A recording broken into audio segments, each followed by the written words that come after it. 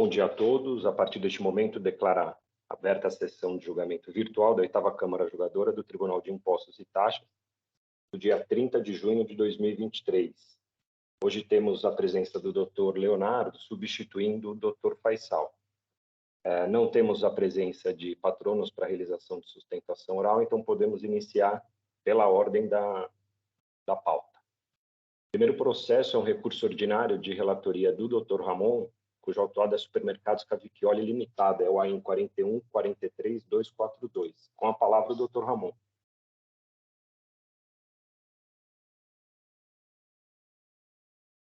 Obrigado, presidente. E para editar o voto, por favor.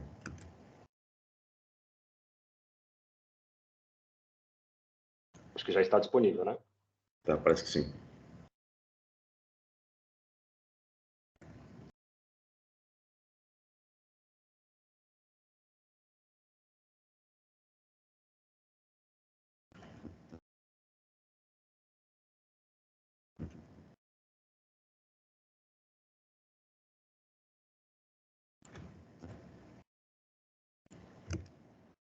O Dr. Leonardo já acessou esse processo?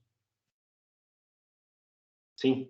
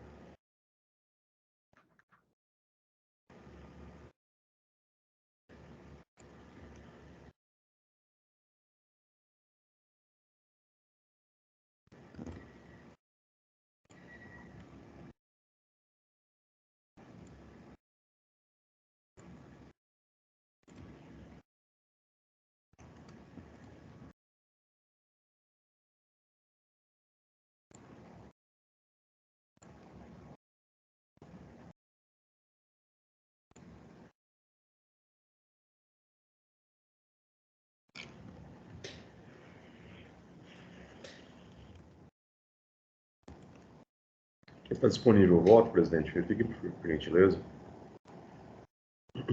Sim, já está disponível, já acessei. Pode. Então, é um auto de infração contra a empresa Supermercados Cavicchioli, composto de 4 acusações. O item 1 e o 2 são referentes à falta de pagamento do ICMS, diferencial de 2%, aquele diferencial do Fundo de Combate à Pobreza do Estado de São Paulo, nas operações com cerveja. O item 2, 3 e 2, 4, recebimento de mercadoria desacompanhada de documentação fiscal, de 2 fornecedores, JF Distribuidora e Comércio de Alimentos em geral, e NYC Distribuidora de Mercadoria Limitada, que tiveram suas inscrições cassadas no Estado de São Paulo, uma por não localização e outra por não localização e simulação do quadro societário. Esse é o relatório, presidente. Vou passar a leitura do voto. No item 7, cumpre ressaltar preliminarmente que, na análise dos autos, é possível inferir que foram respeitados os princípios da defesa do contraditório devido ao processo legal, na medida em que, no decorrer da prática dos procedimentos processuais, a autuada foi concedido prazo para se manifestar em todos os momentos, previstos em lei em respeito aos princípios constitucionais e administrativos e a Lei Complementar 939. Quanto aos itens 1 e o 2, o recorrente é acusado de deixar de recolher adicional de alíquota de 2%, previsto no artigo 56C do RICMES, instituído pela Lei 16.006, de 24 de novembro de 2015, artigo 2º, inciso 1A. Aí trago aqui a redação do artigo 2º, e do parágrafo 3º e parágrafo 4º que nos interessam. O adicional do ICMS somente poderá recair nas operações destinadas ao consumo final, sujeitas ou não ao regime de substituição tributária. E o parágrafo 4º, o recolhimento do adicional do ICMS de 2% será efetuado conforme a disciplina estabelecida pelo Poder Executivo. O artigo 56C do RICMES, que reverbera esse artigo, prevê o recolhimento de 2% de adicional de alíquota em casos de bebida, no item 1, no inciso 1, bebidas alcoólicas classificadas na posição 2203 do NCM. O adicional de que trata este artigo será devido também nas operações sujeitos ao regime de substituição tributária. É certo que nas operações com bebidas alcoólicas aqui debatidas, sujeitas à substituição tributária, incide o adicional de 2%. Pois bem, a fiscalização diante da constatação de inaptidão dos fornecedores NYC e JF Distribuidora notificou o recorrente, nos termos do artigo 267.2b, folhas 75 a 80, a recolher o ICMS-ST devido pelos remetentes. O contribuinte, em resposta à notificação, em meio de folhas 44 a 185, apresentou os recolhimentos e, na mesma resposta, assim se pronunciou. A empresa Supermercados Cavicchioli, estabelecida na Rua Limeira, vem pelo presente apresentar os comprovantes de pagamento do ICMS-ST referente ao recebimento de mercadorias do NCM 22030000, que não foram cobrados destacados pelo remetente fornecedor na nota fiscal eletrônica. Informamos que a empresa não se manifestou anteriormente, pois estava verificando a legalidade e viabilidade do pagamento.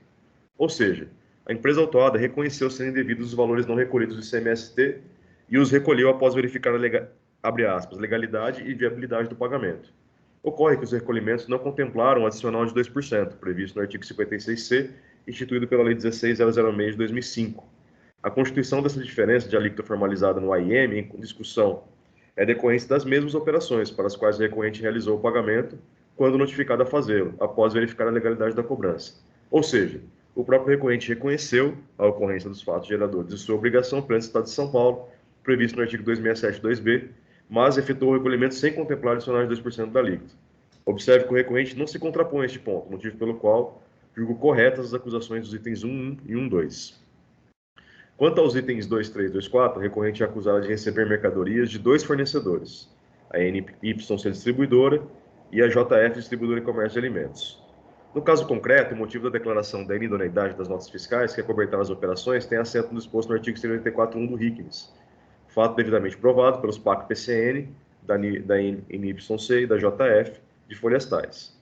Ao fim desses processos, constatou-se respectivamente as datas de 31/10/2016 e 12/7/2017, respectivamente, data da obtenção da inscrição, em virtude da existência do estabelecimento para o qual foi concedida a inscrição, artigo 30, inciso 3 do RICMES, no caso da NYC, e cessação das atividades da emitente supra com consequente inaptidão de todos os documentos a ela atribuídos a partir das atas mencionadas, por enquadramento no artigo 31 e 2 do RICMES, simulação da existência do estabelecimento ou quadro societário, no caso da JF.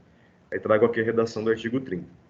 Portanto, o fato dos emissores dos documentos fiscais não estarem em situação regular perante fato, situação regular, torna inábil a documentação fiscal que acobertou as operações de aquisição das mercadorias e, por conseguinte, as referidas operações desacompanhadas do documento fiscal, tendo em vista disposto no artigo 184. Nesse mesmo sentido, o artigo 68 da Lei 6.374 de 89. Observa-se que, ao reconsiderar a inscrição estadual, o órgão fazendário limite-se a emitir um ato declaratório, cujos efeitos consistem em reconhecer que determinada empresa pretende exercer atividades voltadas à circulação de mercadorias e ou para a prestação de serviços sujeitos à legislação do ICMS em determinado local, a partir de determinada data. Em nenhum momento esse ato pode convalidar operações ou situações ilegais ou irregulares, ao contrário do que alega recorrente. A competência para proceder à verificação e ter as devidas cautelas é do próprio contribuinte, especialmente no que tange à escolha daqueles com quem negocia. Nesse sentido, é a legislação paulista, seus artigos 22A e artigo 28. E trago aqui a redação dos artigos. A legislação pretende que o contribuinte diligente com o seu negócio pesquise a regularidade de seus parceiros comerciais, a exemplo do que deveriam fazer nos aspectos financeiros, consultando a situação creditícia do vendedor ou comprador em órgãos próprios. Neste ínterim, pergunta se cabe a responsabilização desses órgãos de proteção de crédito, caso o contribuinte não veja seu direito adimplido. Neste mesmo sentido, não pode o Estado ser fiador de atividades de contribuintes cujos atos lesam o patrimônio público. A atuação fiscal, demonstrada no presente feito, é prova de que o Estado está cumprindo seu dever legal e moral de tornar sem efeito os atos praticados por esses contribuintes mal intencionados.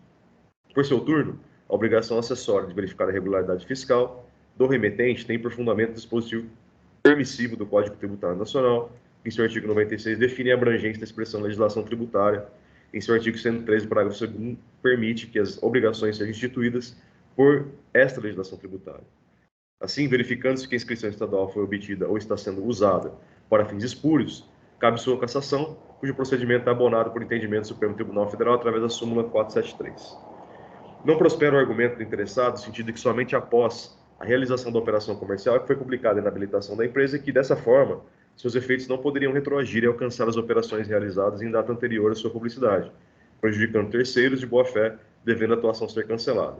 Em sentido contrário, colaciona o entendimento em decisão proferida em maio de 2011, na qual a Câmara Superior se manifestou na análise do recurso especial processo DRT 10.1791 de 98, por meio da redação da juíza relatora doutora Vanessa Pereira Rodrigues Domene, com destaques. Aí trago aqui esse precedente.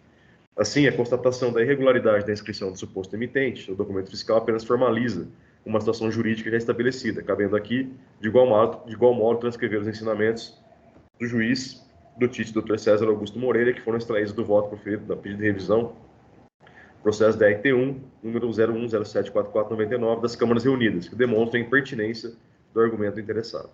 Logo, para a situação em apreço, a legislação determina peremptoriamente que será cassada a inscrição, a partir da data em que verificada a situação de irregularidade. Os procedimentos administrativos legais e legítimos apenas oportunizaram a declaração de uma situação fática pré-existente. Não é a declaração de inidoneidade da empresa remetente que transformou um documento hábil em inábil e inidôneo, situação presente desde sua emissão, haja vista ter ocorrido a constatação da inexistência do estabelecimento do suposto remetente e simulação da existência do quadro societário.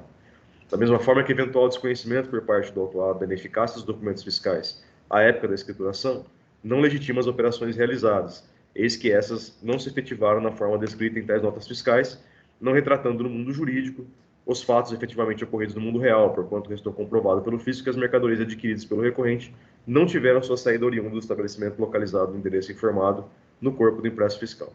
Neste ínterim, cumpre observar que a regra para a declaração de nulidade dos atos administrativos é a retroatividade com efeitos ex tunc no tocante ao administrado e ex nunc para terceiros de boa-fé. Nesse sentido, é mais abalizada a doutrina. Trago aqui a doutrina do professor José dos Santos Carvalho Filho. Assiste razão ao recorrente quando afirma que as operações foram realizadas anteriormente à data da declaração, dando a aptidão da emitente das notas fiscais, buscando demonstrar sua boa-fé. Contudo, esquece que o pressuposto maior das decisões do STJ, já consagradas na súmula 509 deste tribunal, e também das decisões do TIT, é que para a constatação da boa-fé do adquirente é necessário que na transação tenha agido cercado de cautelas mínimas que pudessem comprovar sua lisura naquela negociação, em estrita observância sobre a boa-fé objetiva, consagrada no Código Civil. Conforme se apura dos documentos da conduta do recorrente, não lhe socorre o argumento no sentido de que teria realizado a operação de boa-fé, não podendo ser responsabilizado pela irregularidade apurada pela Fazenda. Preliminarmente, cumpre destacar o artigo 136 do CTN, que consagra a responsabilidade objetiva do agente, nos seguintes termos. Conforme ensina Rui Barbosa Nogueira, o artigo 136, em combinação com o item 3 do artigo 112, quer deixar claro que para a matéria de autoria, imputabilidade ou punibilidade, somente é exigida a intenção ou dolo para os casos de infrações fiscais mais graves, e para as quais o texto da lei tem exigido esse requisito. Para os demais casos, isto é, não dolosos, é necessário o suficiente um dos 3 graus de culpa. De certo que a invocação da boa-fé na tentativa de afastar a responsabilidade por infração à legislação tributária tem sua origem em entendimentos jurisprudenciais nesse sentido. Porém, devemos relembrar que sentenças e acordos, à exceção das ressalvas previstas no ordenamento jurídico, produzem efeitos somente para as partes que integram a relação jurídica processual, não alcançando terceiros que participaram do processo, devendo prevalecer a dicção do artigo 136. Em razão disso, a aplicação de um entendimento jurisprudencial no âmbito do contencioso administrativo tributário deve ser tratada como exceção à regra da responsabilidade objetiva. Uma dessas exceções é a súmula 509, cujo teor passou a ser aplicado nos julgamentos de processo administrativo tributário paulista. Todavia, a súmula trata especificamente da possibilidade de aceitação da boa-fé para afastar a infração tributária nos casos de crédito indevido fundado em documentação cuja inidoneidade foi declarada após a realização da operação, ao passo que o creditamento e a posterior compensação estão amparados em regra constitucional de não cumulatividade. Note-se que não é possível estender o entendimento existente na súmula 509 para outras infrações, diversas da infração de crédito indevido, ainda que essa outra infração decorra da utilização de documentação inidônea. Interpretar a súmula 509 de forma diversa, ampliando seu real alcance, implicaria na indevida retirada do artigo 136 do ordenamento jurídico pátrio, por intermédio de um processo não autorizado pela Constituição Federal, configurando verdadeira afronta à independência dos poderes previsto no artigo 2º da Magna Carta. O TIT já decidiu nesse sentido, conforme a decisão da 5ª Câmara, nos autos do processo DRT 14, 4031203, 2013, voto da juíza relatora doutora Cacilda Peixoto. Por conseguinte, entendo inaplicável a súmula 509 do STJ as acusações dos itens 23 e 24, que dizem sobre recebimento de mercadorias acompanhado de documentação fiscal. Ademais, é imperioso que se interprete as súmulas persuasivas em consonância com seus precedentes. No caso da súmula 509, o precedente é o RESP 1.148.444, Minas Gerais. Restou, pelo exposto no entendimento judiciário, que é necessário que o contribuinte atue de boa-fé e que demonstre veracidade na negociação. No presente feito, o fisco oportunizou o recorrente em notificação de folhas 64 e seguintes apresentarem ao exemplificativo documentos que comprovassem a veracidade da compra e venda. Preliminarmente, cumpre esclarecer que a boa-fé que vige no ordenamento pátrio é a boa-fé objetiva, a qual não se presume, mas deve ser demonstrada pelo interessado. A legislação determina aos contribuintes o cuidado na realização das operações de venda e compra com seus fornecedores, conforme dispõe o artigo 203, regra não cumprida pelo recorrente e motivadora da presente atuação. Quanto à infringência desse dispositivo, cabe algumas considerações. O recorrente afirma que de fato exigiu documentação hábil, com todos os requisitos legais, escriturou as notas fiscais em sua escrita, demonstrando sua boa-fé. Apresenta comprovantes de que efetuou pagamentos às emitentes, comprovantes de pagamento de JF, de folhas 44.370 e 44.381, e comprovante de pagamento NYC, distribuidor, de folhas 44.382 e 44.386. Apresenta também e-mails de tratativas com o suposto representante dos remetentes, as folhas 33.832, 33.845, 44.038, 44.039, 44.050 e 44.063. Quanto ao transporte das mercadorias, informa que as mercadorias foram entregues pelos fornecedores, sem informação do condutor e veículo, motivo pelo qual não possui os conhecimentos de transporte, as folhas 81. Por fim, apresenta a consulta Sintegra de folhas 44.366, realizadas em 17/6/2017, consulta CND de folhas 44.367 e consultas de dados cadastrais, as folhas 44.368. Após detida análise dos documentos apresentados pelo contribuinte, entendo que a razão está com a fiscalização. Qual entendimento está de acordo com a boa-fé objetiva consagrada no Código Civil, do qual se extrai que a conduta da boa-fé é aquela em que se exige uma conduta leal dos contratantes e que está relacionada com os deveres anexos ou laterais da conduta, que são íncitos a qualquer negócio jurídico. A doutrina aponta como deveres anexos, entre outros: primeiro, dever de cuidado em relação à outra parte negocial, dever de respeito, dever de informar a outra parte sobre o conteúdo do negócio, dever de agir conforme a confiança depositada, dever de lealdade e probidade, dever de colaboração ou cooperação, dever de agir com honestidade, dever de agir com razoabilidade, a equidade e a boa razão.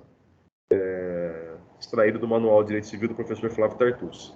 Do conceito de boa-fé objetiva previsto no Código Civil vigente, não se pode extrair que essa boa-fé seja presumida, mas ao contrário, deve ser pautada em condutas objetivas por parte do negociante. Chamo a atenção para os e-mails de folhas 32.832 e 32.833, nos quais a gestão do contribuinte questiona o setor financeiro sobre a existência de contratos com as empresas declaradas inaptas, e o setor financeiro responde, abre aspas, verifiquei em sistema, não temos contratos cadastrados dessas duas empresas. Fecho aspas. Os e-mails são de julho de 2020, quase 2 anos após as operações do objeto do AIM. Ainda, os e-mails se integram de folha 44.038 e 44.044, nos quais o Departamento Fiscal do autuado, ao analisar a documentação das empresas inabilitadas, responde, abre aspas, verifiquei que o CNPJ dos anexos não correspondem às empresas que mencionei no e-mail notificação. É possível concluir do teor dessas mensagens que o próprio contribuinte não possuía segurança quanto à regularidade dos fornecedores JF, distribuidor de comércio de alimentos em geral, e Eireli e NYC, distribuidor de mercadoria limitada. Quanto às DANFs, não constam os dados relativos ao transporte, conforme informado em sua resposta de folha 81. Observa-se que não há indicação das informações referentes ao transportador, dados essenciais aos termos da legislação fiscal, conforme o Convênio Nacional Sem Número de 15/12/70, artigo 19, combinado com a Justiça CNF 705 e RICMES, artigo 127.6, fato que isoladamente é suficiente para a inabilitação da documentação fiscal. Tal fato milita em desfavor da tese da boa-fé do recorrente, ao passo que aceitou documentação fiscal incompleta e que não atendia o disposto da legislação em vigor. Nesse sentido, já se manifestou a Câmara Superior do TIT, conforme observou a douta representação fiscal. O AIM 4025-542, seção de 6/6 de 2019. Em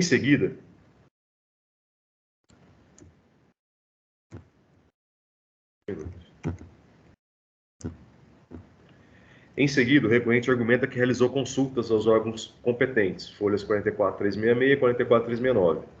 Ainda quanto a essas consultas, cumpre observar o contido no artigo 26 do RICMES, que fala que os dados cadastrais são de exclusiva responsabilidade do declarante e a inscrição não implicará reconhecimento da eficácia do ato e da existência legal da pessoa inscrita.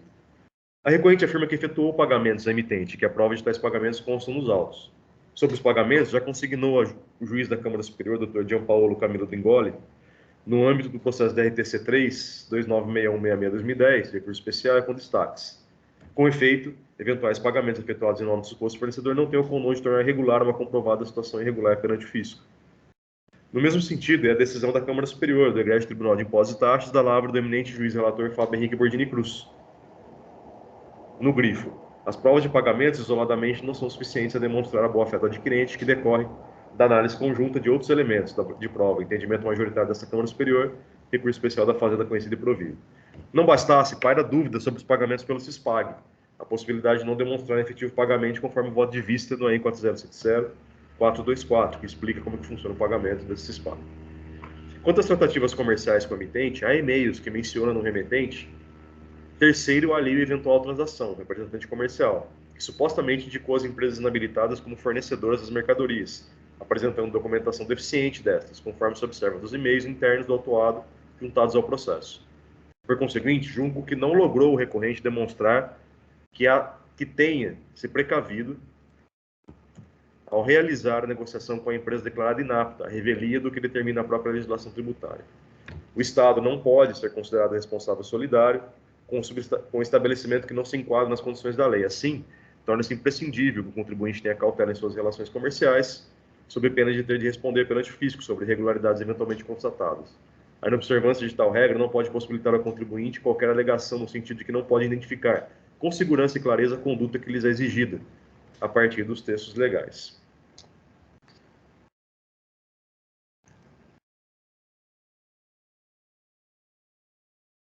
Ficou repetido o capítulo, o item 71. Passo para o 72. Ainda que um certo grau de informalidade seja admitido na lida das transações comerciais, é certo que o Código Civil cuidou a exaustão dos contratos, notadamente do compra e venda e seus consequentes, oferta, transporte, pagamento, etc. A opção pela informalidade ou aceitação de documentação incompleta não pode ser alegada para embasar a inobservância de obrigações tributárias acessórias. Observa no presente caso que o recorrente não buscou verificar a regularidade fiscal de seus supostos parceiros comerciais, quanto à regularidade do local em que operava, conforme condições expressas do artigo 59, parágrafo 1º, item 4. Ao contrário do que restou exaustivamente afirmado pelo recorrente, não restou documentalmente provado que tenha solicitado todos os documentos que demonstravam a atividade das empresas e suas regularidades fiscais. Quanto à ausência de comprovação, ensina Fabiana Tomé. E trago aqui a lição da professora Fabiana. Quanto ao imposto cobrado por solidariedade, observa-se que a responsabilidade solidária atribuída à recorrente é decorrência de legislação paulista editada com base no artigo 128. Não bastasse a condição de recebedor de mercadoria enseja a presunção de interesse comum para fins de responsabilização. Portanto, o interesse comum no presente caso é muito mais que negocial ou econômico. É legal, mesmo que presuntivo. As decisões trazidas pelo autuado não infirmam o contido no dispositivo legal, que demanda análise caso a caso a existência de tal interesse, por tratar-se de presunção relativa e doutrinariamente aceita. A consequência dessa presunção é que, provado o fato indiciário, condição de adquirente de mercadoria, o aplicador da norma está autorizado a concluir que qual é o fato probando, interesse comum. Quanto ao precedente do TIT citado em recurso, o AIN 4049951, este encontra-se pendente de julgamento de recurso especial na Câmara Superior. O precedente do AIN 4085979 teve decisão da Câmara Julgadora reformada na Câmara Superior, que por unanimidade julgou procedente a acusação e a responsabilização do adquirente, nos seguintes termos. Ementa. Recebimento de mercadorias acompanhadas de documentação fiscal hábil, crédito indevido, falta de pagamento do imposto, exigido através do artigo 267 do RICMES, responsabilidade solidária e recurso fazendário conhecido e provido.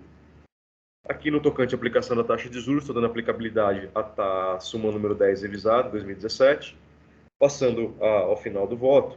Por todo exposto, estou pesados os argumentos e provas apresentados pelo contribuinte em face da acusação das provas apresentadas pela fiscalização. Considerada a legislação de regência, entendo que não assiste razão ao contribuinte, motivo pelo qual dou parcial provimento. Ao recurso ordinário do contribuinte. Na parte dispositiva, à vista do exposto, conheço do recurso ordinário e dou-lhe parcial provimento para aplicar o entendimento da súmula 10 de 2017 revisada, no AIN 443, 2423 e 7 de 6 de 2021, Tribunal de Impostos e Taxas, sala de sessões em data eletronicamente certificada. É como eu voto, presidente, colegas. Perfeito, doutor Ramon. Parabenizo pelo voto. Alguém tem alguma dúvida, algum pedido de esclarecimento? Então, processo em discussão. Presidente, peço para poder editar novamente o voto, corrigir alguns erros de português, por favor. Já está habilitado. Obrigado.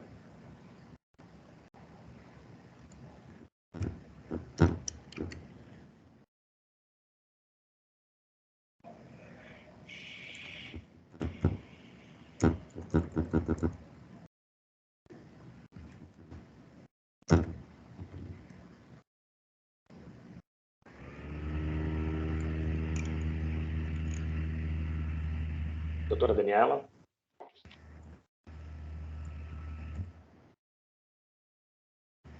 Está no mudo. Desculpe, terminando a leitura do voto, mas parabenizo o doutor Ramon pela análise da matéria, não tem nenhuma consideração a fazer, não. Perfeito. Eu também não, não querendo antecipar meu posicionamento, mas não tenho dúvida aqui quanto a nenhuma questão. O doutor Ramon foi preciso e abordou aqui todos os temas. Ficou claro, né, comprovada a falta de pagamento do adicional, e entendo também que não restou configurada a boa-fé, especialmente aqui pela questão da falta de indicação dos dados relativos ao transporte. Acho que isso fragiliza bastante a tese da boa-fé. Então, vou acompanhar o Dr. Ramon. Dr. Leonardo, alguma consideração? Parabenizar o Dr. Ramon pelo voto, muito completo, e estou satisfeito. Ficou bem claro. Perfeito, perfeito. Dr. Tiago? Também parabenizo o Dr. Ramon pelo voto e muito claro, muito detalhado na análise, e caso de idoneidade demanda uma análise detalhada, né?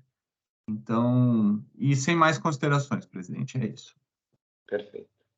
Dr. Ramon já finalizou a edição? Então, ótimo. Encerrando os debates.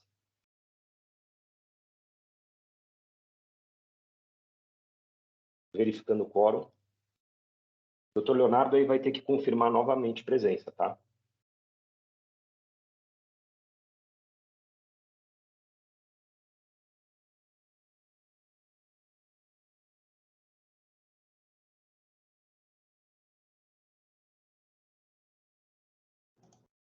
Foi? Ainda não. Não?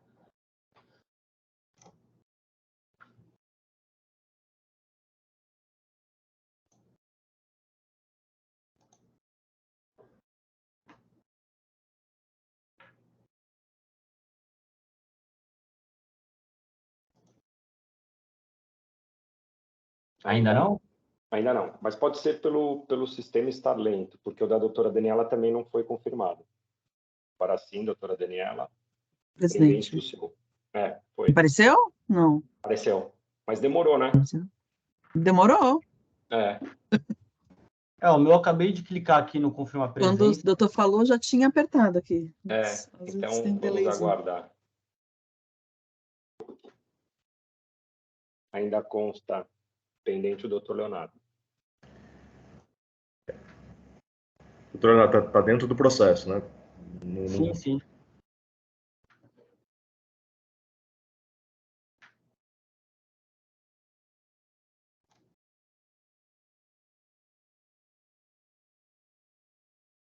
Agora sim.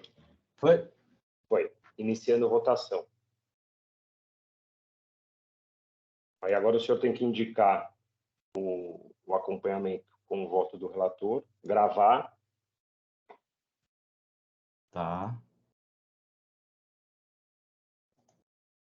Doutora Daniela já aparece aqui e também doutor Leonardo. Perfeito. Então, o julgamento teve votação pelo conhecimento do recurso ordinário e parcial provimento nos termos do doutor Ramon, termos do voto do doutor Ramon, relator. E com isso encerro votação e julgamento do AIM 4143-242, Supermercados Cavicchioli Limitado. Julgamento encerrado.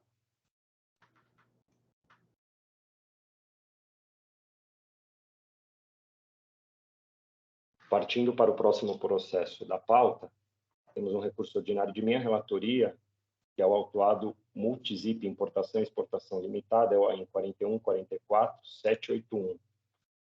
Eu já vou disponibilizar meu voto.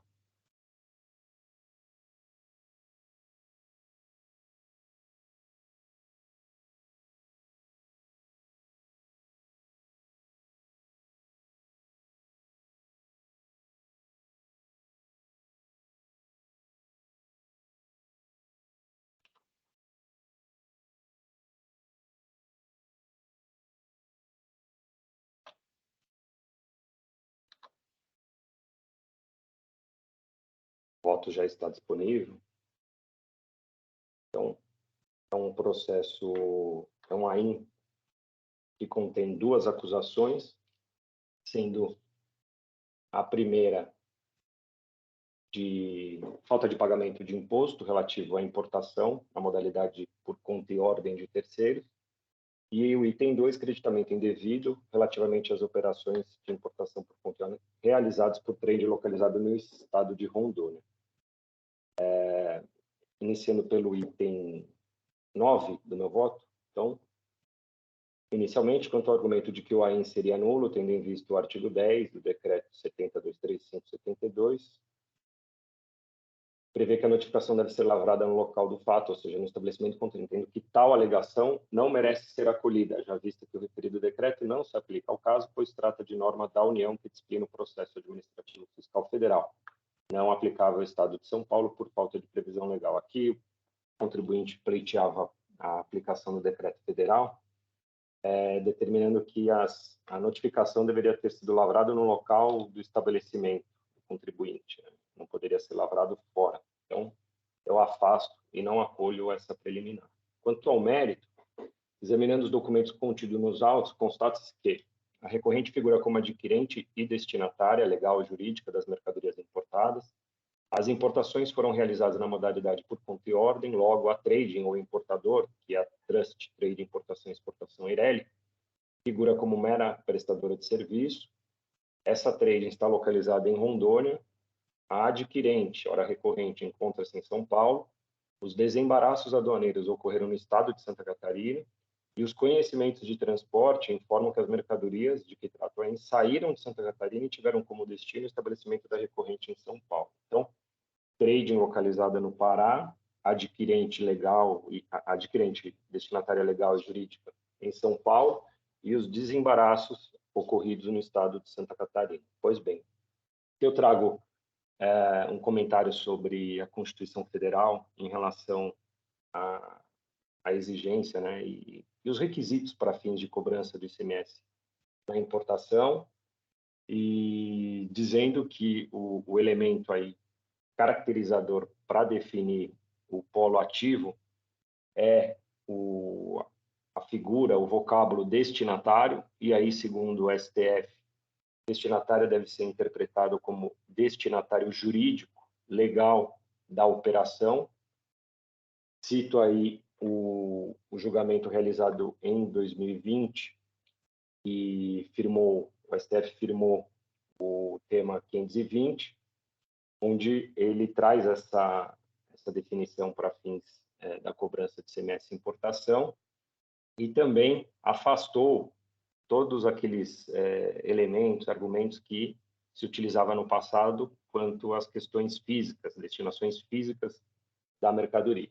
Então, voltando ao meu voto aqui no item 13, especificamente no que diz respeito à importação por conta e ordem, restou definido ainda pelo STF que a destinatária jurídica é quem dá causa efetiva à operação de importação, ou seja, a parte contratante da prestação de serviço consistente na realização de despacho aduaneiro de mercadoria em nome próprio por parte da importadora contratada. Com efeito, aplicando-se o entendimento formulado pelo STF, tem-se que, no presente caso, o contribuinte do imposto é a recorrente, por figurar como destinatária legal da operação, e, portanto, o Estado de São Paulo é o sujeito ativo competente para exigir o ICMS importação incidente sobre as operações de que trato ainda. As alegações atinentes a benefício fiscal, guerra fiscal e convalidação de incentivos não socorrem a recorrente. A autuação ali em debate não trata de incentivo tributário, nem tampouco como fundamento, nem tem como fundamento ou pano de fundo qualquer questionamento acerca de aplicação de benefício fiscal. Isso porque a recorrente, assim, ela centra a sua tese bastante do recurso na questão de que os incentivos fiscais, a guerra fiscal teria sido convalidada a partir da Lei Complementar 160. Então, mas não é isso que está sendo tratado no presente caso. Dessa forma, levando-se em conta a inexistência de comprovação de que o imposto havia sido recolhido a São Paulo, reputa-se, pois, procedente a acusação formulada no item 1 de falta de pagamento de ICMS importação. Quanto ao item 2, a acusação de crédito indevido decorre do fato de que o fisco paulista não reconhece como válidas para efeito do crédito de ICMS incidente na importação as notas fiscais emitidas pelo importador por conta e ordem. Conforme mencionado no item 12 da decisão normativa CAT 3 de 2009, que fundamenta a acusação do item 2, as notas fiscais emitidas pelo importador por conta e ordem localizada em outro estado não são reconhecidas porque não há convênio celebrado para esse fim. Ademais, havendo erro na eleição do sujeito ativo na importação, tal como ocorreu no presente caso, O ICMS recolhido a outro estado não gera crédito na espécie. A não cumulatividade será preservada não mediante o crédito de ICMS recolhido a outros estados da federação, mas mediante a possibilidade de que, pagando o ICMS devido na importação a favor deste estado, o contribuinte possa, havendo saídas posteriores tributadas, creditar-se do imposto recolhido a favor de São Paulo, segundo a legislação de regência do tributo. A suscitada boa-fé não socorre ao recorrente, dessa forma entendo que o item 2 é procedente. Não é caso de aplicação da súmula, porque os juros já tiveram aplicação a partir de janeiro de 2019, já tendo sido aplicada a taxa Selic, e no mais mantenho o AIM. Portanto, conheço do recurso ordinário, nego-lhe provimento, mantendo-se a decisão de primeira instância. Então, vou registrar meu voto. Conhecido integralmente, não provido. Se alguém tiver alguma dúvida, estou à disposição. Processo em discussão.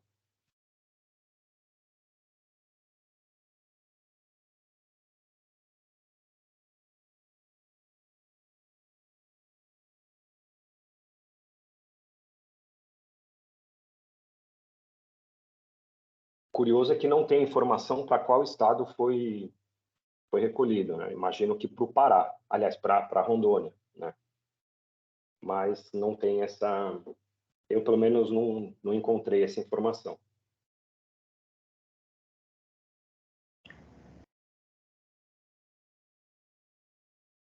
Não é comum essa operação dele não é a operação comum de vermos aqui no caso de triangulação e operação de importação. Rondônia, né? Mas tá aparecendo bastante de Rondônia ultimamente. Pois é, mas é Eu acho que eles têm um benefício lá, doutor. muito estranho. Eles têm um benefício. Somente eu peguei acho que 3 casos de embarcações, de lanchas e jet skis, que foram para Rondônia e depois voltaram para São Paulo. Tá no Assim, O mundo. objeto da importação era a lancha, o jet ski, é isso? Isso, exato, exato. E porque tinha um benefício específico, lá não me recordo agora qual era, mas também foi mantido o auto de infração. Mas antes até da decisão do Supremo, poderia fazer algum sentido se você deslocasse a mercadoria fisicamente, né? Mas agora, com a Mas agora, decisão, acabou.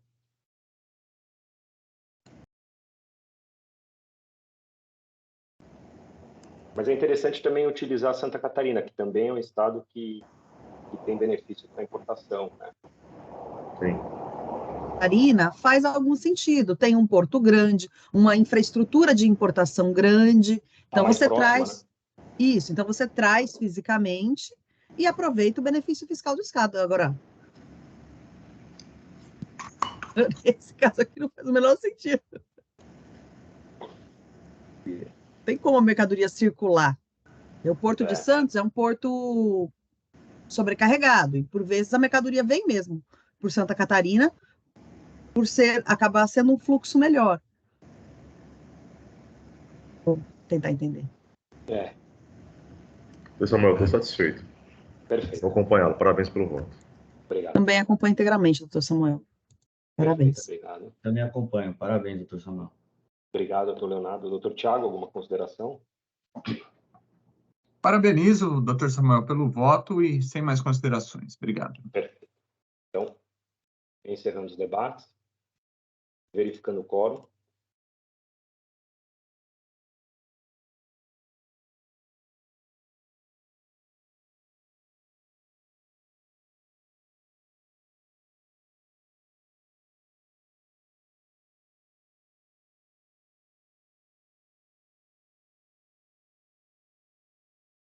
Todos confirmaram presença, iniciando votação.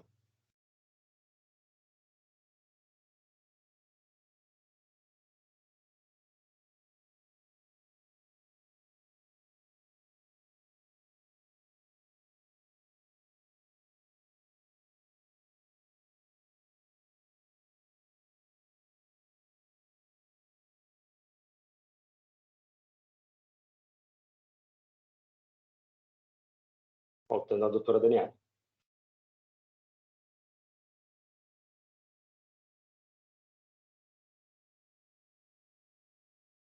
Todos votaram acompanhando meu posicionamento, que foi pelo conhecimento do recurso ordinário e seu não provimento.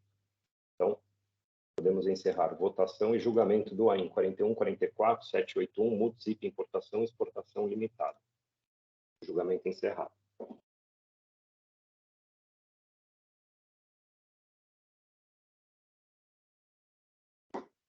Na sequência, temos um recurso misto de relatoria do Dr. Ramon, cujo autuado é José Luiz Vilauta Júnior, é o AIN 41.45.079, com a palavra ao Dr. Ramon. E já vou habilitar aqui, doutor. Obrigado, presidente.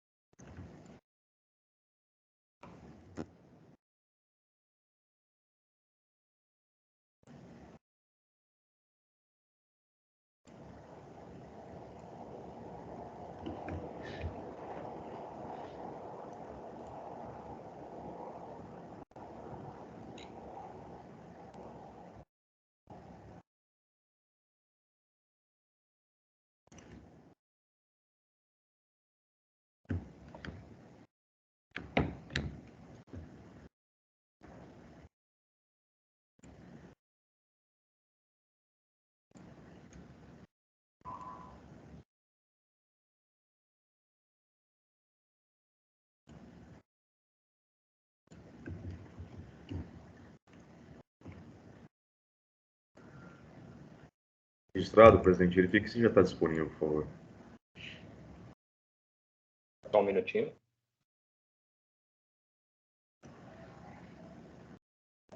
Sim.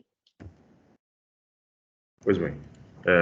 Trata-se de um auto de infração lavrado contra José Luiz Vilauta Júnior, composto de um único item de acusação, que é deixar de pagar ICMS no montante de R$ 1.671.222,79 nos meses de 2016 a 2020, nos valores discriminados demonstrativo 1 por meio de guia de recolhimentos especiais referente a operações com pagamento, previsto no artigo 426-A, conforme se comprova pela notificação da fiscalização e pelas cópias dos documentos juntados. Houve interposição de defesa e reconhecimento parcial por parte do julgador de primeira instância que ensejou a interposição de recurso de ofício. Passo a leitura, então, presidente, colegas, a partir do item 10. Como para observar preliminarmente que na análise dos autos é possível inferir que foram respeitados os princípios da ampla defesa, do contraditório devido ao processo legal, na medida que no decorrer da prática dos procedimentos processuais, a autuada foi concedido prazo para se manifestar em todos os momentos previstos em lei em respeito aos princípios constitucionais e administrativos, bem como a Lei Complementar 939. Quanto ao recurso de ofício, argumenta a douta representação fiscal que as multas e a atualização da base de cálculo possuem natureza jurídica diversa e, por consequência, a nova súmula 10 de 2017 não é aplicável para efeito de cálculo do valor básico da multa. Entendo de forma diversa, pois aspecto da revisão da súmula 10 do Tribunal de Impostos e Taxas diz respeito ao reflexo do entendimento simulado na súmula 13, que trata da atualização do valor básico da multa, nos seguintes termos. Aí trago aqui a redação da súmula 13. Transcreve-se os citados artigos 85, parágrafo 9º e 96 da Lei 6.374. Aí trago aqui a redação desses artigos. Percebe-se que a súmula 13 remete ao artigo 96 da Lei 6.374, o qual trata de taxa de juros e possui íntima relação com a súmula 10 revisada. Dentro desse cenário normativo, é preciso estabelecer as diferenças entre a incidência dos juros de mora da atualização do valor básico da multa, nos termos do artigo 85, parágrafo 9º. A incidência de juros moratórios tem previsão no artigo 96, ao passo que a incidência da atualização do valor básico encontra amparo no artigo 85, parágrafo 9º da mesma lei. A identidade que se opera, ao caso, é no tocante à aplicação do mesmo algoritmo matemático, do artigo 96 à atualização do artigo 85, parágrafo 9º, o que por si só não transforma a atualização dos valores básicos em incidência de juros sobre os valores básicos. A natureza jurídica de ambos é diversa, pois a atualização do valor básico visa tão somente manter o valor real do débito fiscal, enquanto a incidência dos juros possui outros componentes de caráter indenizatório e compensatório. Ademais, o momento de incidência de ambos é diverso. Todavia, como dito, a taxa de juros do artigo 96 é objeto da discussão que orbitou tanto a edição como a revisão da súmula 10, e ao final concluiu-se em síntese que no âmbito do contencioso administrativo tributário paulista, aquela taxa de juros prevista no artigo 96, com redação dada pela 13.918, não deveria prevalecer, devendo ser aplicada a taxa de juros limitada pela Selic. Portanto, como a súmula 13 trata da possibilidade de incidência de juros sobre a multa, na medida em que o artigo 85, parágrafo 9, referencia o artigo 96, ambos da Lei 6.334 de 89, a edição da súmula 10 atingirá a sistemática de atualização da multa tratada pela súmula 13, e previsto no artigo 85, parágrafo 9. Não se trata de rever posicionamento pacificado, tanto no âmbito do tribunal como no âmbito dos tribunais judiciais, mas de dar atendimento ao disposto na súmula 10 revisada no sentido de, ao atualizar a multa aplicada nos termos do artigo 85, nono, aplicar a taxa de atualização prevista na Lei 6.334, com a redação dada pela Lei 6.497 e seu decreto regulamentar, a partir de 1º de novembro de 2017, e a tese consolidada na súmula 10, revisada para as multas decorrentes de fatos ocorridos anteriormente a essa data, salvo hipóteses legais não previstas ou debatidas na edição da súmula e da revisão da súmula 10. Por conseguinte, entendemos que é válida a atualização do valor da multa, nos termos do artigo 85, parágrafo 9º, cuja concepção foi consolidada na súmula 13, devendo, contudo, ser aplicada a taxa Selic, nos termos da Lei 6.334 e súmula número 10 de 2017. Acatamento da tese em sentido contrário acarretaria hipótese de aplicação dos juros pela taxa Selic para os débitos não pagos e, ao mesmo tempo, aplicação de taxa de atualização diversa, prevista no mesmo dispositivo para atualização do valor básico de multa, nos termos do artigo 85, parágrafo 9º, pelo exposto, nego o provimento ao recurso de ofício. Quanto ao recurso ordinário, a leitura do relato da infração constante no AIN hora guerreado permite compreender com exatidão a infração cometida, o motivo da prática do lícito e a consequência desse ato. Assim, constata-se o cumprimento dos pressupostos constantes no artigo 142 do CTN. Quanto ao alegado vício da acusação, observe que da leitura do relato da infração constante no AIN, folhas 1 a 3, bem como do relato circunstanciado, folhas 10 a 11, e as capitalizações das condutas, permitem compreender com exatidão a infração cometida, o motivo da prática do ilícito e a consequência desse ato. Constata-se o cumprimento dos pressupostos do artigo 142, ao contrário do que pretende fazer crer o autuado no presente caso, pois mesmo que os pormenores fáticos não estejam elencados no AIN, propriamente dito, este último faz menção expressa aos demonstrativos e documentos juntados e ao relato substanciado, os quais, juntamente com o texto do AIN, as provas e a capitulação da infração, cumprem plenamente a função documental do lançamento, permitindo controlar com exatidão este ato e garantindo a certeza dos direitos e obrigações. Aí trago aqui a doutrina do professor Leandro Paus. Ademais, o contribuinte demonstra em sua defesa ter entendido com clareza a acusação, não tendo demonstrado qualquer tipo de prejuízo que pudesse inquinar o AIN. Para o presente feito, a matéria tributável, ou seja, as situações escritas em lei como pressupostos materiais dos fatos geradores e as condutas infracionais ficaram caracterizadas pelo auditor autuante. A acusação é de clareza solar. Perpetrada a subsunção das condutas às normas em razão da vinculação da obrigatoriedade da atividade de lançamento, imposta pelo artigo 142, parágrafo único, o fisco enquadrou o recorrente das multas impostas no artigo 85, inciso 1, além das L, da Lei 6.334 de 89. Os fatos do AIN, narrados no AIN se subsomem às condutas elencadas no artigo 85. A matéria fática que ensejou a presente autuação tem fundamento nos documentos apresentados e anexados pelo fisco ao presente feito nos demonstrativos de folhas 171 a 354. Os fatos narrados no AIN possuem embasamento documental e legal e fazem referência aos demonstrativos anexados. Não assiste razão ao recorrente afirmar que a autuação carece de fundamentação, pois a descrição fática, conforme já exposto, possui embasamento legal e documental, sendo que a leitura do auto de infração é suficiente para que as partes envolvidas possam apresentar seus argumentos e defender seus interesses em atenção ao mais legítimo direito de ampla de defesa e contraditório. Restou, portanto, plenamente satisfeita a função documental do lançamento, a qual, na lição de Lúcio Barbosa Nogueira, existe para que tanto a administração quanto o contribuinte possam controlar a exatidão do lançamento e para que haja garantia e certeza dos direitos e obrigações. Por conseguinte, não acolho a preliminar de nulidade do AIN por ofensa ao artigo 34 da Lei 13.457. No mérito, o recorrente argumenta pela inconstitucionalidade do artigo 426-A do RICNES, citando precedente de julgamento do tema 456 de repercussão geral, RE 598-677 do Rio Grande do Sul, no qual a Fazenda Pública de São Paulo ingressou na condição de amicus curiae. Assim, restou decidido naquele julgado. Aí trago a ementa, né, e desse julgado, aqui abaixo. Pois bem, no caso em julgamento, a norma tida por infringida é a do artigo 426-A, inciso 1, parágrafo 4º do RICNES, e Decreto 45.490 de 2000 em verbis. Aí trago aqui a redação do 426A. Trata-se de exigência de imposto por antecipação, devido no momento da entrada da mercadoria no Estado de São Paulo, sem substituição, abrangida pelo item 3 da emenda do RE 598677 do Rio Grande do Sul. Aí vamos fazer a leitura da emenda. No regime de antecipação tributária sem substituição, o que se antecipa é o critério temporal da hipótese de incidência, sendo inconstitucionais a regulação da matéria por decreto do Poder Executivo e a delegação genérica contida em lei, já que o momento da ocorrência do fato gerador é um dos aspectos da regra matriz de incidência submetida à reserva legal. Não é o que se observa no presente caso, pois o artigo 426A busca referência específica e não genérica no artigo 60 da Lei 6.334 de 89. Pois bem, artigo 60. Poderá ser exigido o recolhimento antecipado do imposto devido pela operação ou prestação subsequente, com a fixação do valor dessa, se for o caso, das seguintes situações, dentre as quais: 1. Entrada no território paulista de mercadoria ou recebimento de serviços originários de outro Estado ou Distrito Federal.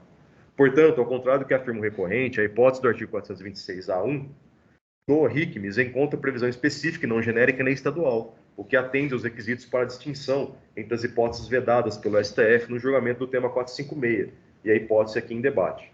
Em sua defesa, o recorrente faz comparação entre o artigo 24 da Lei Ordinária Estadual número 8.820 de 89 do Rio Grande do Sul e artigo 3º da Lei Ordinária Estadual 6.374 de São Paulo, sem mencionar o artigo 61 acima transcrito, o qual, como dito, especifica em lei ordinária a possibilidade de cobrança antecipada do ICMS, entrada em território paulista de mercadoria e recebimento de serviço originário de outro Estado, o que foi repetido pelo artigo 426A do RICMES, cujo parágrafo 4º apenas explicitou a necessidade de aplicação da cobrança nos casos de mercadorias sujeitas a ST, quando este não for recolhido do Estado de origem.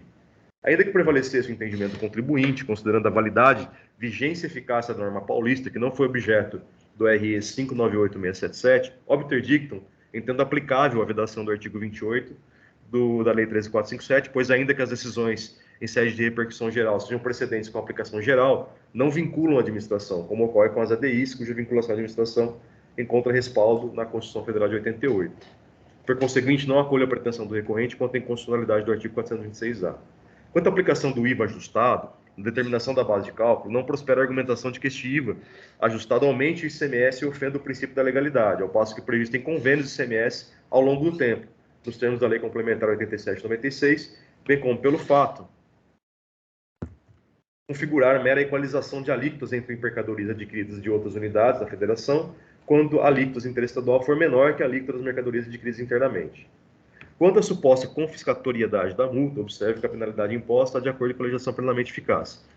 Nesse item, colegas, presidente, é o item quanto à confiscatoriedade da multa, que todos já conhecem, talvez o doutor Leonardo não, mas eu afasto por impossibilidade de reconhecimento de inconstitucionalidade de norma pela Lei 13.457, além de considerar a multa aplicada razoável e proporcional. Então, vou suprimir a leitura desses itens para não cansá-los. Passo ao item 57. Quanto ao pedido de redução da penalidade aplicada, cumpre esclarecer que a lei, aí nesse caso também, presidente, colegas, há uma exigência de imposto que objetivamente impede a redução e relevação da multa também.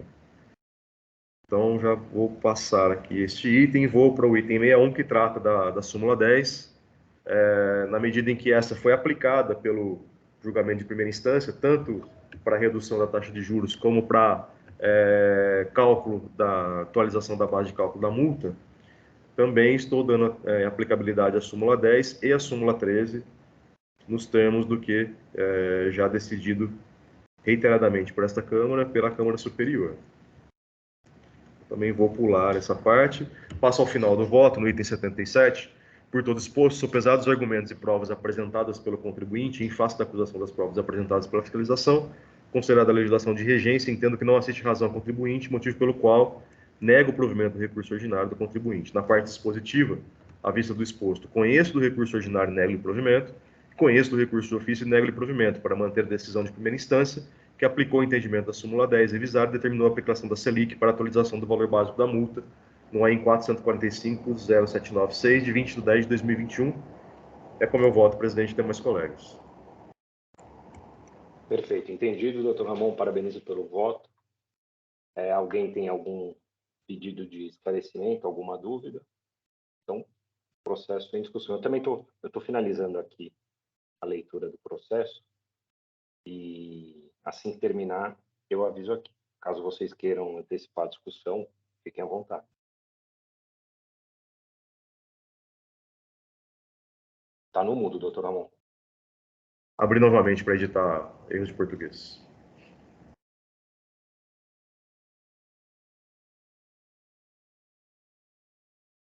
Habilitado.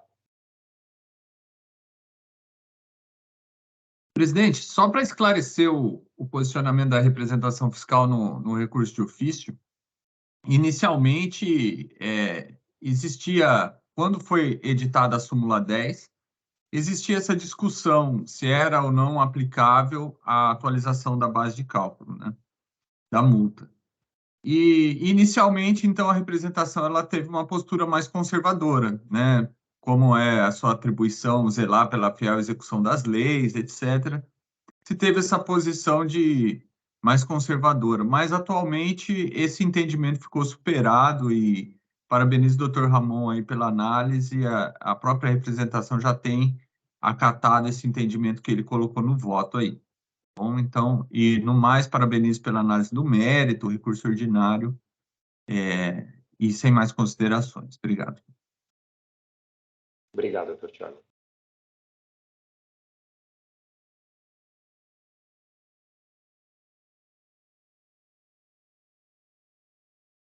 Bom, eu estou satisfeito também, doutor Ramon. Já fiz a leitura aqui e a gente no passado recente teve um caso, um ou dois casos do 426A, mas foi num contexto distinto desse, né? Eu lembro que eu fui relator num desses casos e lá era a aplicação do 426A, mas para operações destinadas a não contribuintes. E aqui a gente não tem essa situação, né? Tanto é que a exigência aqui é do ICMS-ST, é o inciso 2, né, do 426A.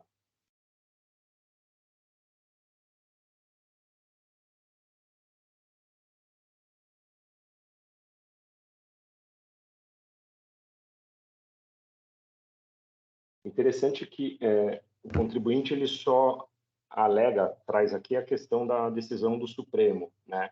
Não explica o porquê do não pagamento, né? Já que os não pagamentos, as operações ocorreram em 2016 a 2020, né? Anteriormente ao julgamento do STF, né?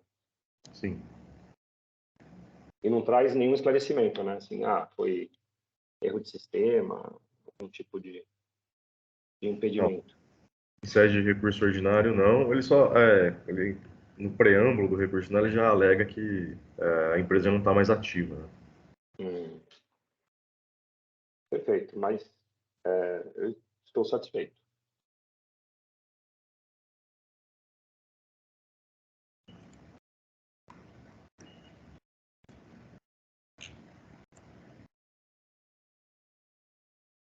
Doutora Daniela, doutor Leonardo, fiquem à vontade. Estou indo a leitura aqui, mas eu acompanho integralmente o Dr. Ramon. Dr. Ramon, parabenizo a análise. Acho que não tem nenhuma grande consideração. Esse processo é diferente realmente daqueles outros, doutor Samuel, e ele não traz nenhuma justificativa para afastar a incidência, então, para afastar esse recolhimento, então, acompanho em volta do doutor Ramon. Parabenizo o doutor Ramon também, estou satisfeito, muito claro para mim. Perfeito. Então, encerrando os debates, verificando o quórum.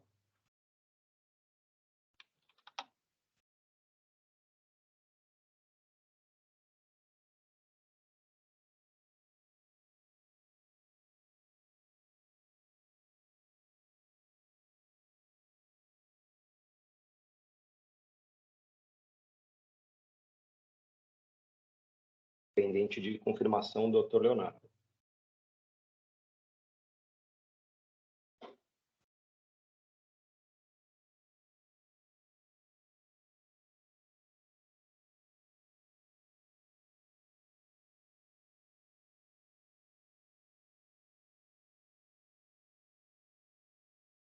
Ainda não.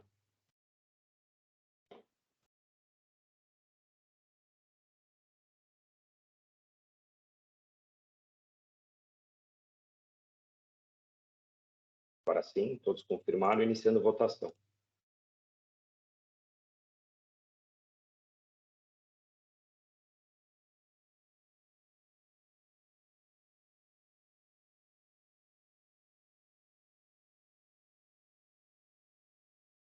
Todos votaram acompanhando o Dr. Ramon, pelo conhecimento do recurso ordinário, seu não provimento, e conhecimento do recurso de ofício e seu não provimento também. Então, encerrando votação e julgamento do AIN 41.45.079, autuado é José Luiz Vilauta Júnior.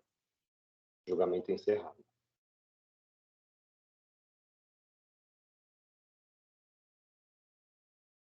Voltando à pauta, temos o último processo, que é um recurso ordinário de linha. Oi? Pela ordem, me concede um minuto para ir ao banheiro, por favor? Claro, com certeza. Obrigado. Perfeito. Então vamos aguardar o Dr. Ramon.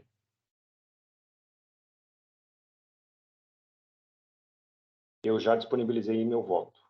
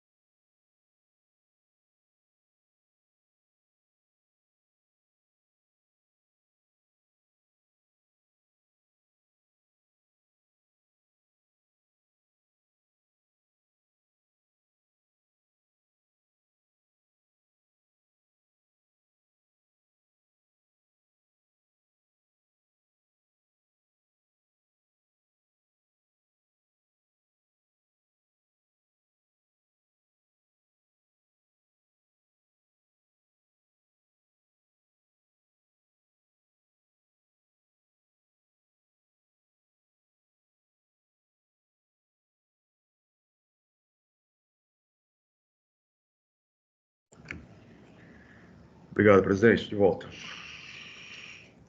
Ótimo. Eu disse que já tinha disponibilizado o meu voto, doutor Ramon. Então, é o processo 41.48.684, autuado Hacklog Transportes e Logística Eireli.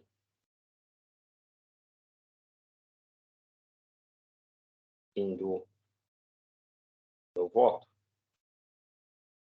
É uma única acusação, a qual versa sobre creditamento indevido de ICMS, originada do fato de que a recorrente realizou lançamentos de créditos de ICMS em sua escrita fiscal e, após notificada pelo fisco apresentar esclarecimentos e documentos acerca da origem do direito ao crédito, não apresentou documentos consistentes que pudessem comprovar a origem e fundamento dos valores aproveitados. Examinando os autos, tendo que a acusação é procedente, pois os esclarecimentos e documentos apresentados pela recorrente não são suficientes para sustentar e fundamentar o direito aos créditos por ela aproveitados. Explico. Quanto aos valores decorrentes de despesas, estadia, alimentação e óleo diesel reembolsadas pela recorrente aos autônomos, as informações e documentos apresentados não permitem atestar a relação entre os valores pagos, a origem das despesas e a utilização de tais profissionais em serviços prestados que tenham sido tributados pelo ICMS. Ademais, o direito ao crédito sobre as citadas despesas não está previsto de forma expressa na legislação, e o racional que fundamentaria seu aproveitamento não é pacífico. A empresa recorrente, ela é uma transportadora e menciona que, para atender a demanda das contratações, ela necessita contratar autônomos para realizar esses transportes e eles incorrem em determinadas despesas, tais como estadia, alimentação e óleo diesel, e ela reembolsa esses valores aos autônomos. E aí, ela junta, para evidenciar a incorrência dessas despesas, ela junta o extrato bancário com a compensação de cheques que teriam sido emitidos para reembolsar esses autônomos.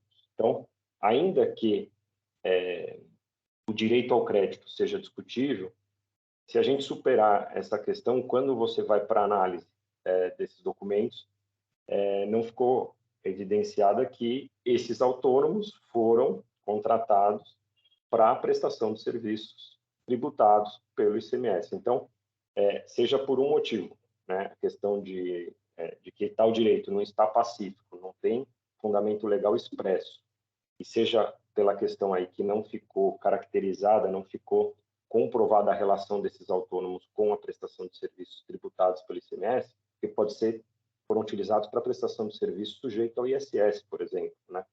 Então, eu não estou reconhecendo o direito ao crédito e mantendo a cláusula quanto a esses valores.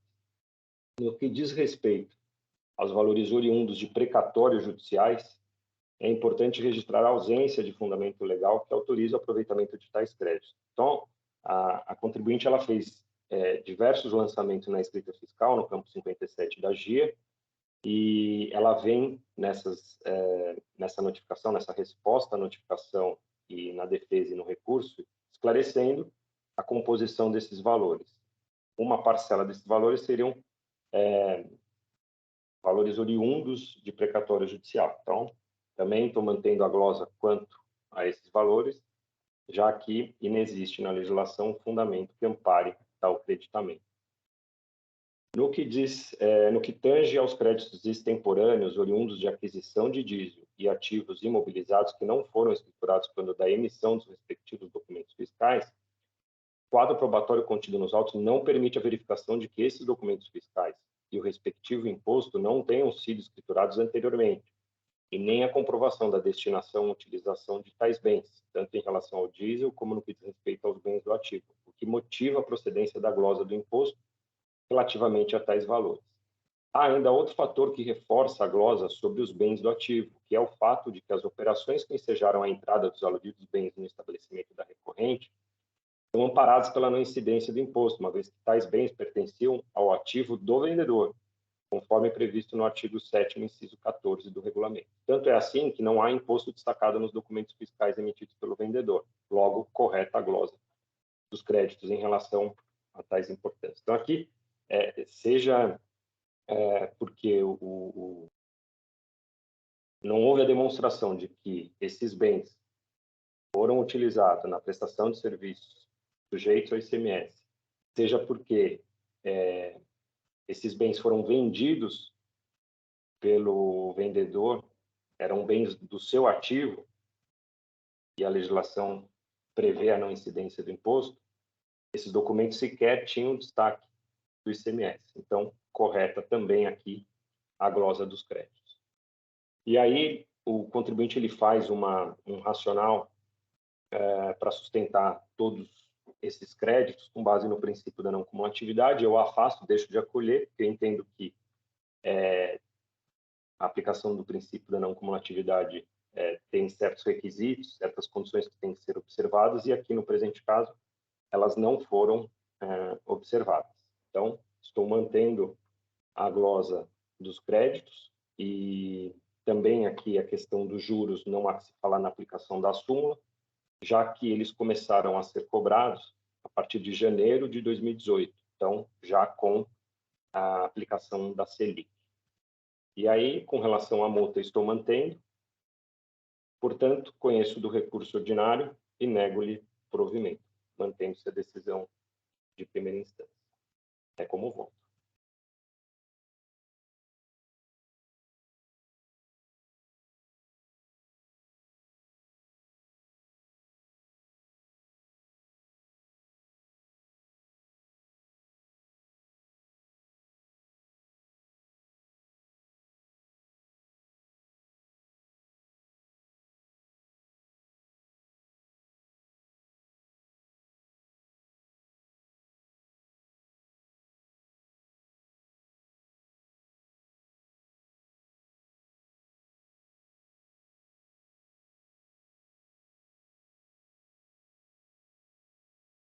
Samuel, estou satisfeito, parabenizá-lo pelo voto, vou acompanhá-lo.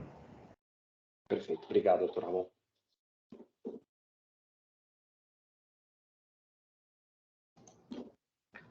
Ô, Samuel, só uma observação sobre a ementa, que aqui diz que é crédito indevido, diversas hipóteses.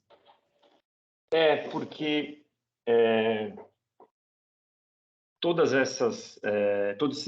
o lançamento ele é único, né, em cada período de apuração, mas a justificativa, por isso que eu enquadrei, classifiquei como diversas hipóteses, mas posso alterar, tiver Não, alguma sugestão. só porque... Pode dar alguma dúvida? Posso elencar, são 3 hipóteses, né? É a questão dos reembolsos, precatório.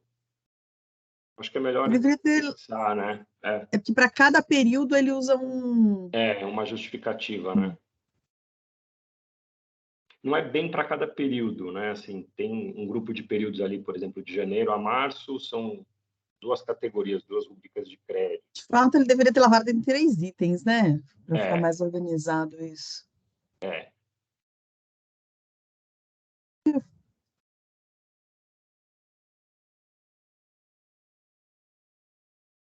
É que o fundamento é justamente a ausência, De justificativa. comprovação, E ele aí, fez um só porque...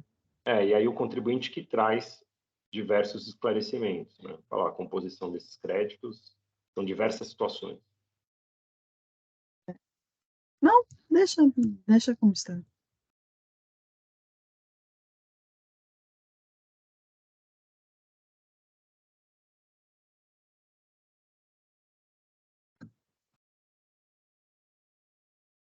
A minha análise foi essa mesmo. A autuação é tipo a falta da origem, né? Aí o contribuinte foi tentando justificar de Por isso que a várias lavratura maneiras, é em um item só, né? Não é que ele justificou e a justificativa não se confirma. Não tinha justificativa na oportunidade da lavratura.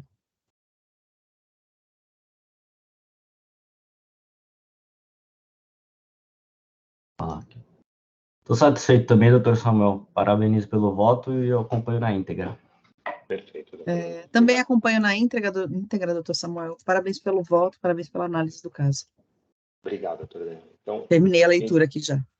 Perfeito. Então, encerrando os debates, verificando o quórum.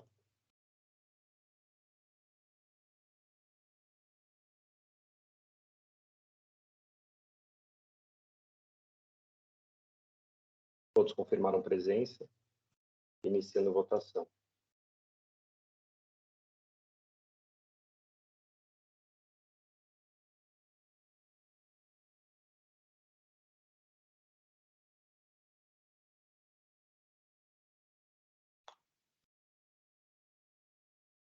Todos votaram acompanhando o entendimento, pelo conhecimento do recurso ordinário e seu não provimento. Então, encerrando votação e julgamento do AIN 41.48.684, Hacklog Transportes e Logística Eireli.